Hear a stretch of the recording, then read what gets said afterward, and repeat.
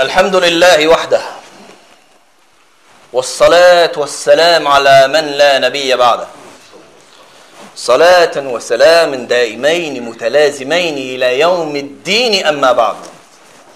Serviteurs d'Allah, craignez Allah Azza wa Jal comme il se doit et ne mourrez qu'en étant musulmans soumis à Allah. Craignez Allah et Allah vous donnera la clairvoyance et la bonne compréhension de la religion.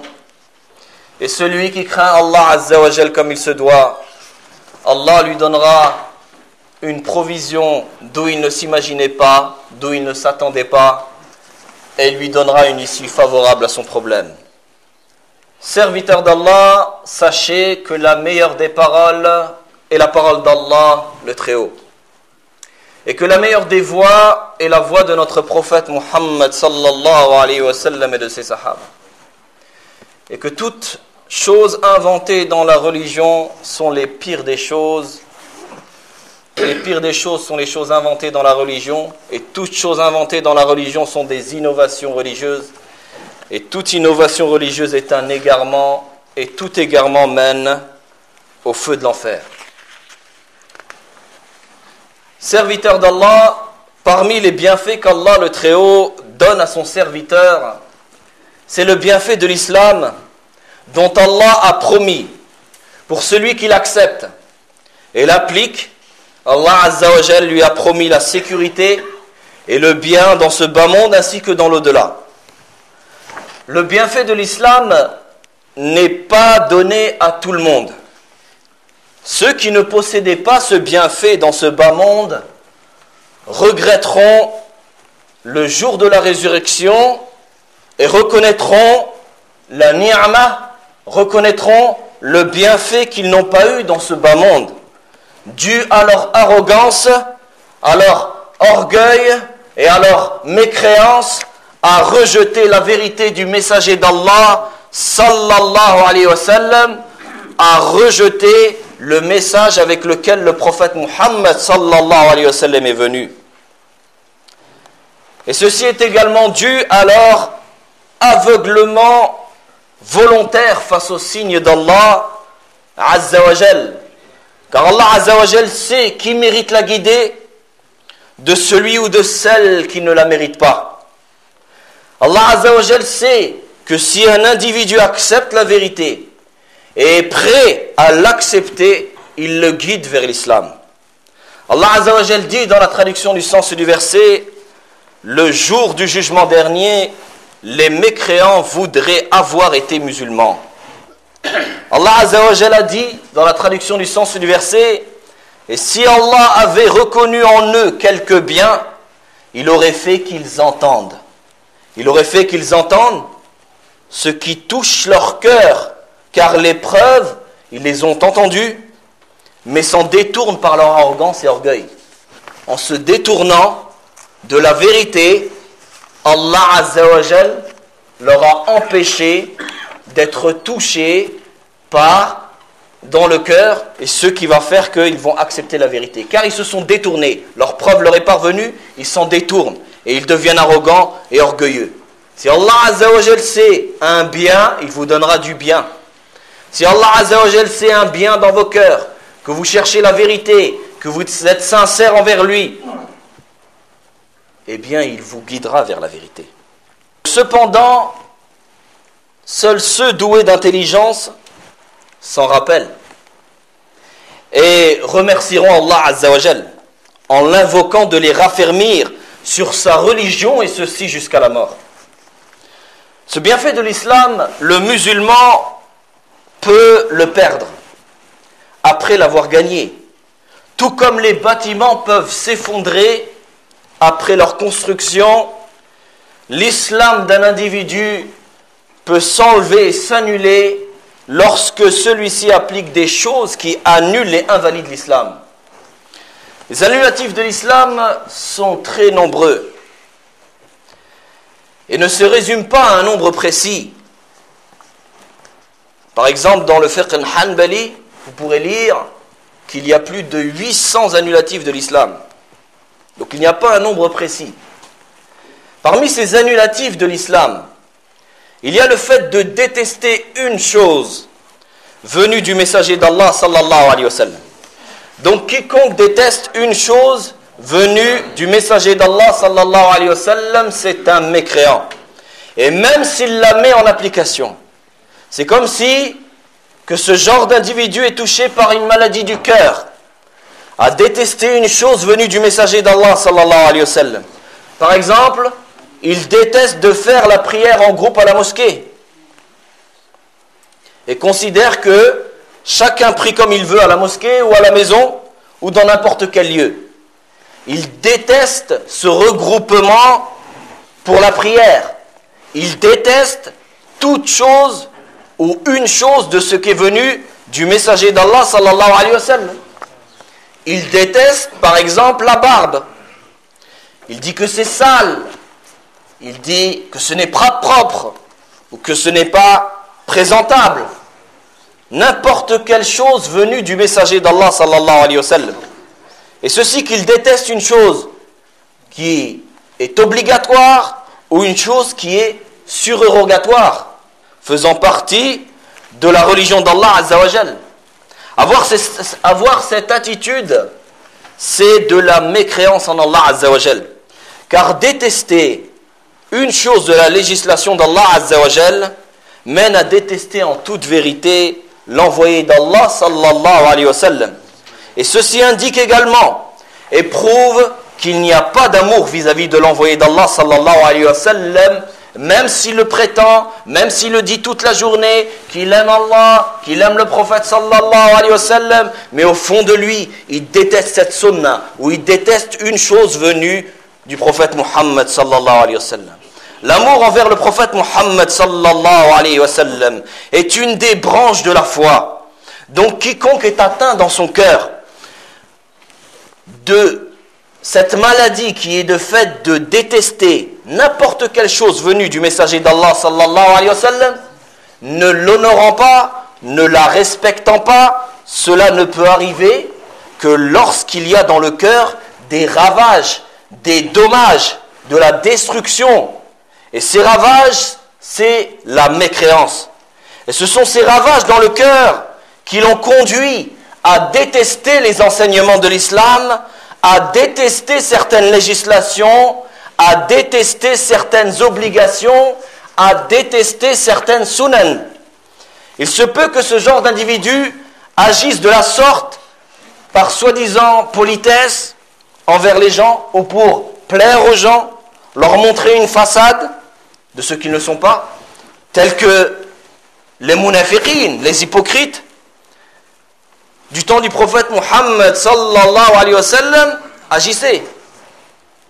Ils priaient derrière le prophète Muhammad sallallahu alayhi wa sallam, ils montraient l'islam et cachaient la mécréance. Et ceci, comme vous savez, le nifaq est de deux types. Nifaq akbar ou nifaq asghar. Une hypocrisie majeure, celle-ci annule l'islam de l'individu, il l'exclut de l'islam. Et l'hypocrisie mineure qui fait partie des péchés majeurs, mais n'invalide pas l'islam de l'individu.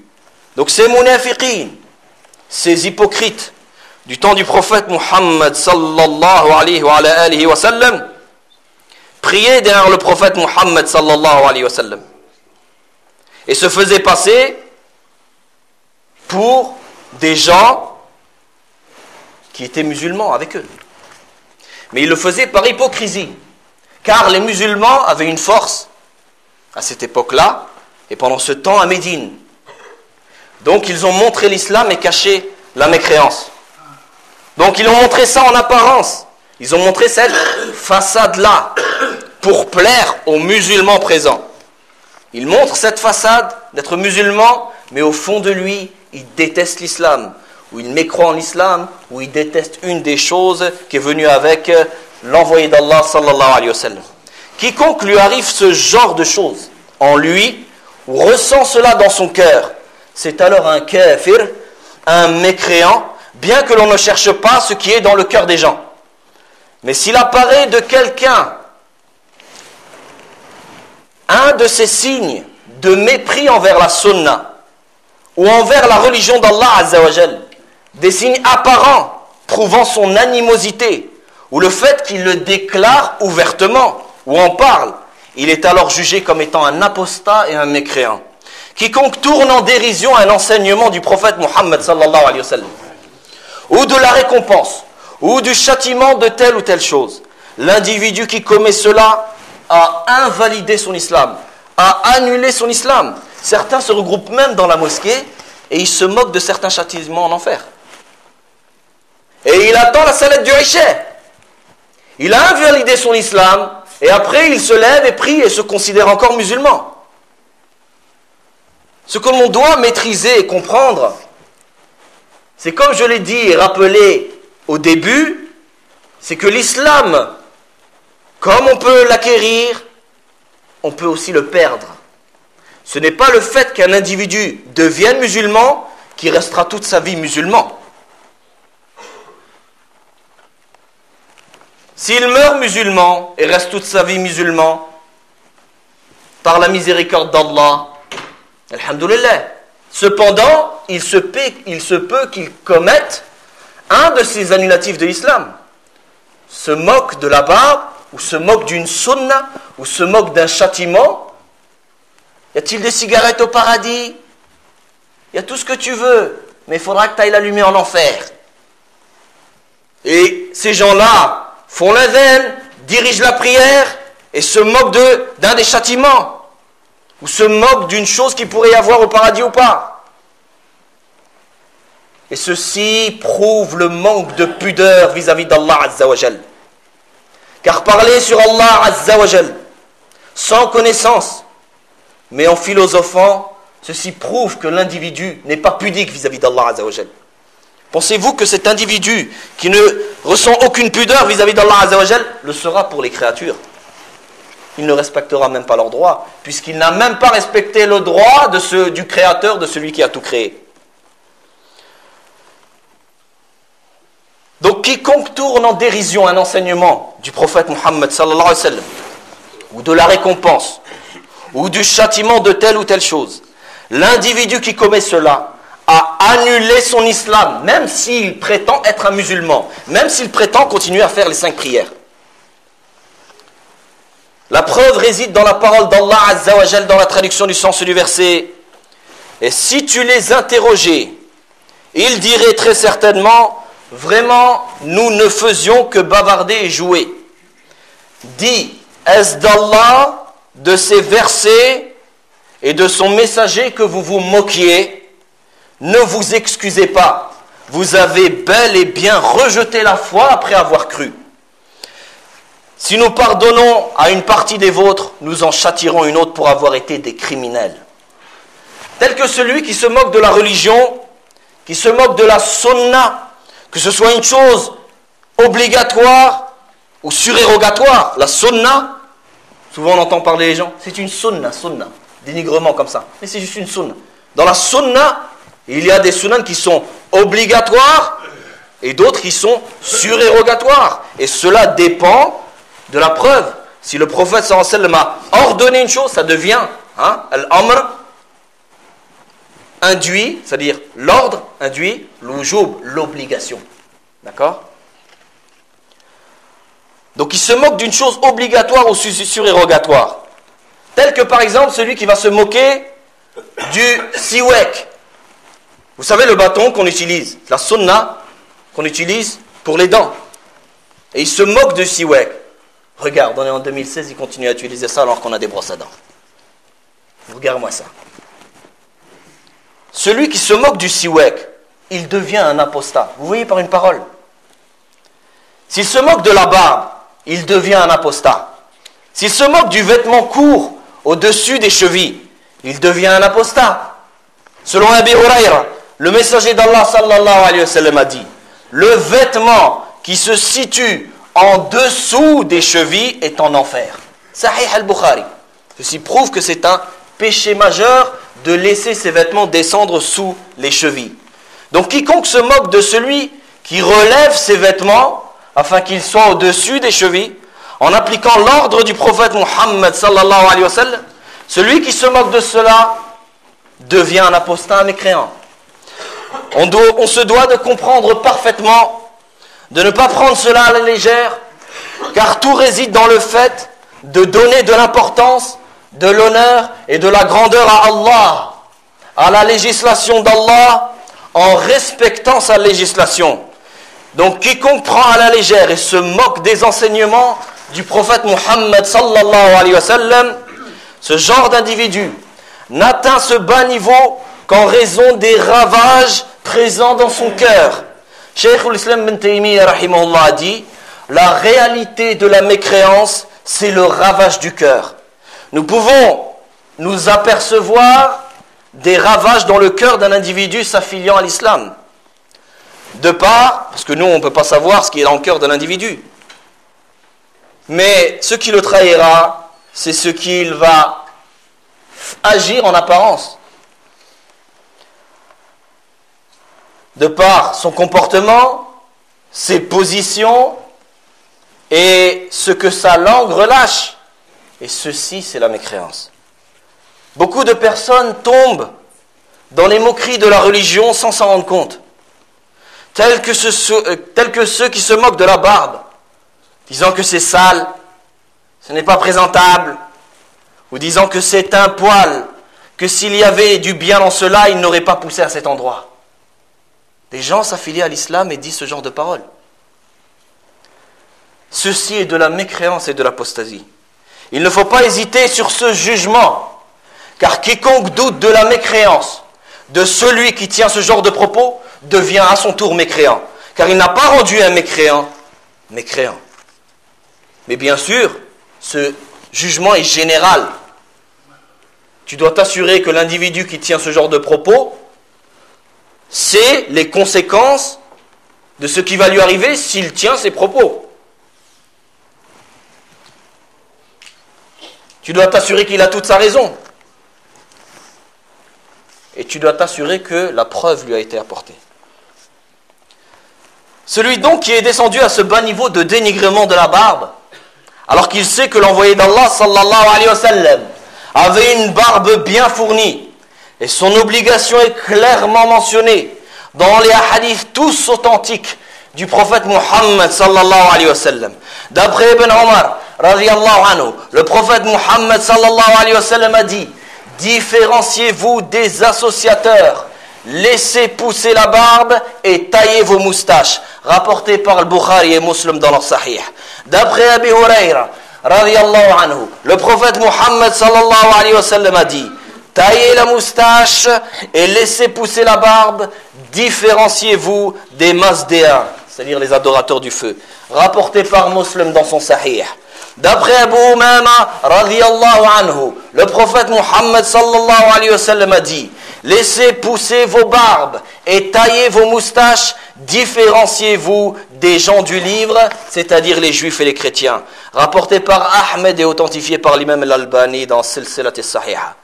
D'après Abu Hurayra radiyallahu anhu, le prophète Muhammad sallallahu alayhi wa sallam a dit: fait partie de la fitra, c'est-à-dire des comportements innés sur lesquels Allah Azza wa Jalla a créé les gens. Fait partie de la fitra de l'islam, le ghusl du vendredi, utiliser le siwak, tailler la moustache et laisser pousser la barbe.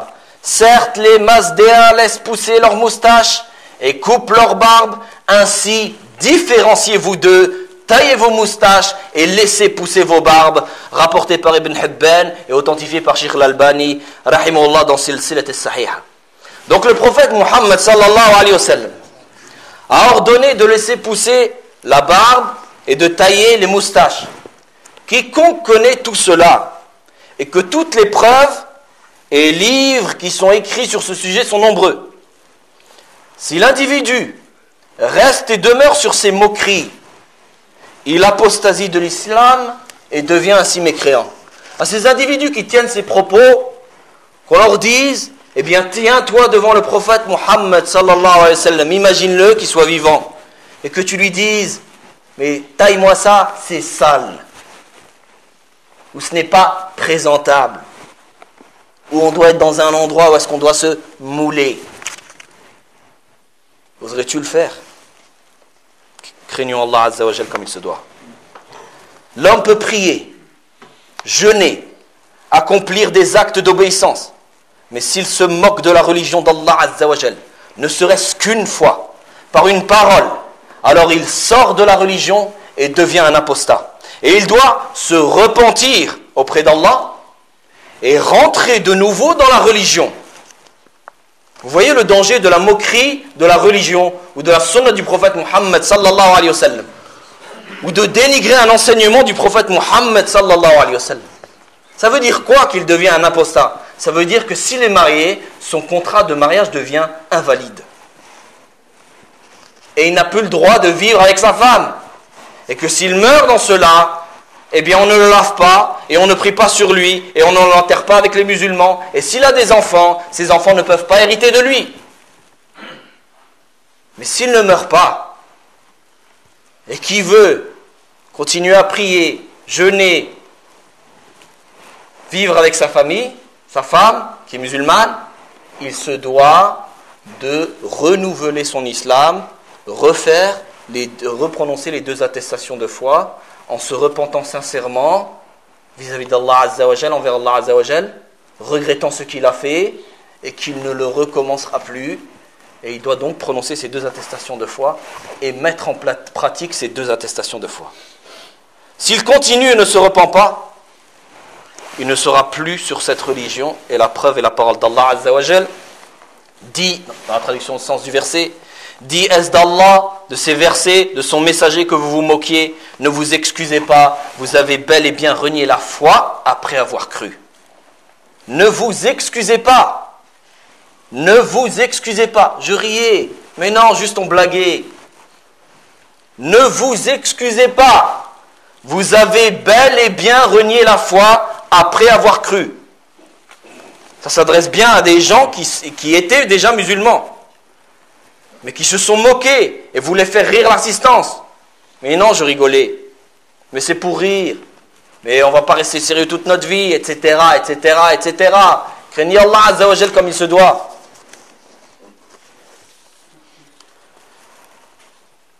Il s'agissait d'un groupe de croyants, comme dans le hadith qui est rapporté par l'imam al-Tabari et qui est authentique, avec une chaîne de transmission authentique, sahih. Il y avait un groupe de croyants qui se moquaient du messager d'Allah sallallahu alayhi wa sallam, des compagnons et de la religion. Essayez d'avancer, Inch'Allah, ouvrez la porte pour que les frères rentrent, puis après vous pourrez fermer. Barakallahu fikum. Un homme avait dit dans la bataille de Tabouk, nous n'avons pas vu de ces hommes-là, yani en insinuant le prophète sallallahu alayhi wa sallam et les sahaba. Nous n'avons pas vu de ces hommes-là plus de gens qui mangent beaucoup comme eux, plus menteurs qu'eux et plus lâches lors de la rencontre dans la bataille. Auf ibn Malik radiyallahu anhu lui dit alors, tu as menti, mais tu es un hypocrite. Je vais en informer l'envoyé d'Allah sallallahu alayhi wa sallam. Donc Auf ibn Malik se renda chez le prophète sallallahu alayhi wa sallam. Mais il trouva que la révélation était descendue. L'homme qui avait dit ces fausses accusations pour faire rire l'assistance vint se précipiter chez le prophète sallallahu alayhi wa sallam, lui disant que c'était pour rire. Mais le prophète sallallahu alayhi wa sallam lui répondit, sans se retourner et sans rajouter à ce qu'il va dire, il lui a dit, est-ce d'Allah, de ces versets et de son messager que vous vous moquiez?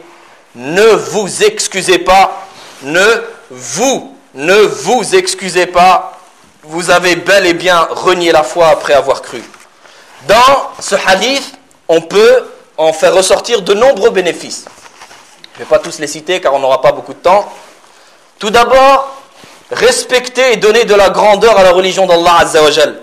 Allah Azza wa Jal a dit dans la traduction du sens du verset, nous t'avons envoyé en tant que témoin, annonciateur de la bonne nouvelle et avertisseur, pour que vous croyiez en Allah et en son messager, que vous l'honoriez, reconnaissiez sa dignité et le glorifiez matin et soir.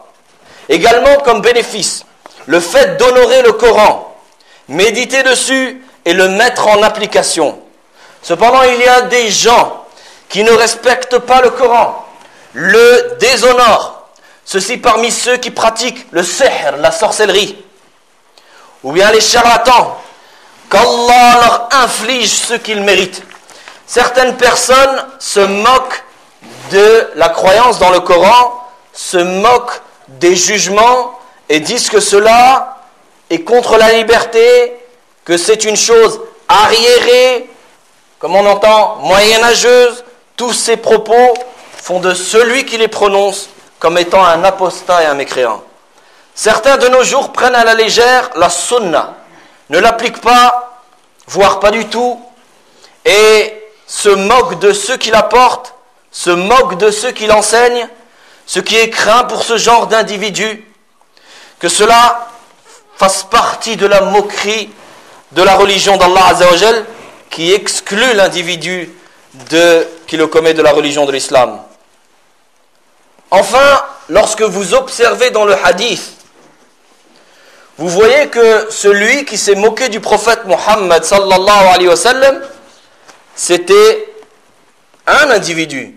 C'était pas tous ceux qui étaient présents. C'était un individu qui voulait faire rire l'assistance. Mais le prophète Muhammad sallallahu alayhi wa sallam a répondu, vous, est-ce d'Allah, de ces versets, de son messager que vous vous moquez, ne vous excusez pas, vous avez mécru après avoir eu la foi. Alors que c'est un individu qui a fait ça.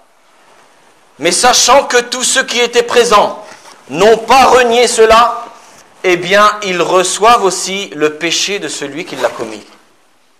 C'est-à-dire que si quelqu'un se moque de la religion d'Allah, ou dénigre une sunna du prophète Muhammad sallallahu alayhi wa sallam, et que tu es assis dans cette assemblée-là, eh bien cet individu-là apostasie de l'islam, et tous ceux qui n'ont rien dit en restant silencieux apostasie également de l'islam. Et Auf ibn Malik, radiyallahu anhu, lui, a renié cela, et donc il a été préservé de ce châtiment. C'est pour cela que il faut faire très attention à ce que certains frères font, en regardant tel et tel humoriste qui se moque de la religion et rit sur le fait que, sur une des législations d'Allah Azza wa Jal, ou rit parce qu'il insulte Allah, ou dénigre Allah, ou fait de la moquerie sur la religion de l'islam, et lui il regarde ça, ou regarde ce DVD et il rit, eh bien il prend part dans cela. On se doit de craindre Allah Azza wa Jal comme il se doit, serviteur d'Allah. Rappelez-vous que personne ne peut fuir d'Allah Azza wa Jal. Et rappelez-vous le jour où nous reviendrons tous devant Allah Azza wa Jal, et chacun d'entre nous devra rendre des comptes.